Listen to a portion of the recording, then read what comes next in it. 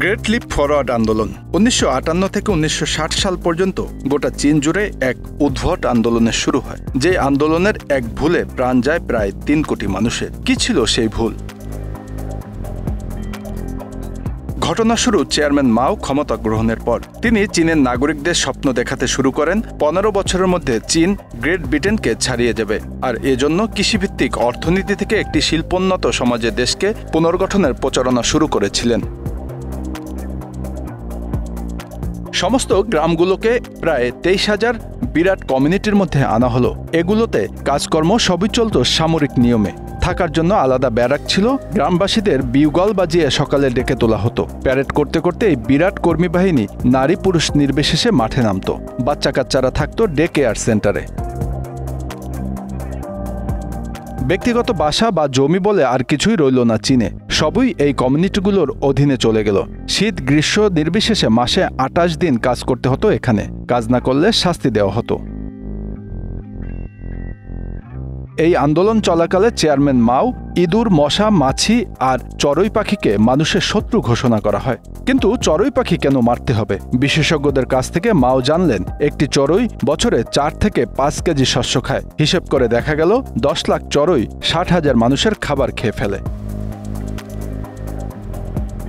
যেই বলা সেই কাজ। সবাই লেগে গেল এই 4 শত্রু দমনে।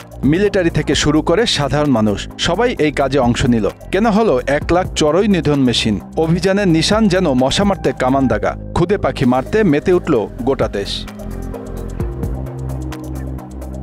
যারা এই কাজে এগিয়ে এলো তাদের নাম হলো স্পারো আর্মি। এমনকি চড়ুই মারার উৎসাহ দিতে পুরস্কার ঘোষণা করল রাষ্ট্র। একাধিক পদ্ধতিতে মারা হলো পাখি। উন্মুক্ত জনতা ড্রাম বাজিয়ে ধাওয়া করত পাখির ঝাঁকের পিছনে। শোনা যায় ওরা শেষে ক্লান্ত পাখি মাটিতে পড়ে মারা যেত। খুঁজে খুঁজে ভাঙা হলো চড়ুইয়ের বাসা, নষ্ট করা হলো ডিম, জাল দিয়ে ধরা হলো ছোট ছোট পাখিগুলোকে। বাকি পাখি মারা হলো বন্দুক দিয়ে। অচিরে মাওয়ের ইচ্ছামতো চড়ুই শূন্য হলো চীন। কিন্তু তাতে কি লাভ হলো রাষ্ট্রের? ভালো হলো কি দেশের মানুষের? বাঁচল কি ক্ষেতের ফসল? ইতিহাস কি বলছে চলুন দেখি। আসলে চড়ুই শস্যের কিছু অংশ খেত ঠিকই, তেমনি ফসল ধ্বংসকারী পোকামাকড়ও খেত পুচকে পাখির দল। কিন্তু চড়ুই না থাকার কারণে খেতে দেখা গেল পোকার উৎপাত। নষ্ট হলো সে বছরের সিংহভাগ ফসল। পঙ্গপালের আক্রমণের পরের বছরের ফসলও গেল নষ্ট হয়ে। চীনে দেখা দিল মহাদুর্ভিক্ষ। ঘরে খাবার নেই। যতটুকু ফসল উৎপাদিত হয়েছে সেগুলো পাঠিয়ে দেওয়া হচ্ছে কমিউনিটিগুলোতে। যা বাকি থাকে তাতে সকলের ক্ষুধা মেটানো সম্ভব হচ্ছে না। ফলে মরতে লাগলো মানুষ। শোনা যায় বাঁচার জন্য চীনের গ্রাম অঞ্চলে সে সময় নরমাংস ভক্ষণের মতো ভয়ানক ঘটনাও নাকি ঘটেছে। সেই দুর্ভিক্ষ যে কত মানুষ মারা গিয়েছিল তা আজ সঠিক করে বলা সম্ভব নয়। তবে চীন সরকার পরবর্তী 2 দশক কোনো আদমশুমারি করেনি।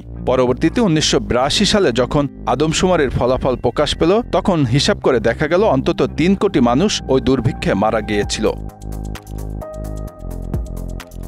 Bangla affairs news desk.